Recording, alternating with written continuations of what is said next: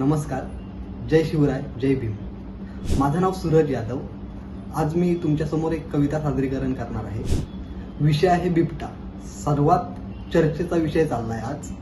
या कवितेची संकल्पना आहे अभिनेते संभाजी तांगडे आणि या कवितेचे शब्दांकन केले आहे विनोद जैतमहाल. कवितेचं नाव आहे बकऱ्यांचे शिष्टमंडळ. बकऱ्यांचे आले शिष्टमंडळ, बकऱ्यांचे आले शिष्टमंडळ, ब्याब्या करून नुसताच गोंधळ. सरकारनं दिली जनतेला गोळी, सरकारनं दिली जनतेला गोळी, बिबट्यापायी सर्वांनाच का बळी.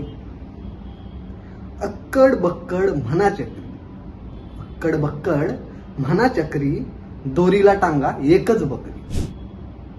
बिबटे करतील हाल सर्वांचे, बिबटे करतील हाल सर्वांचे, खाटीक निदान पाणी तरी पाजे. बिबट्याच्या ठशांवर ठेवा लक्ष, बिबट्याच्या ठशांवर ठेवा लक्ष, माणसाच्या पोटातच आमचा मोक्ष.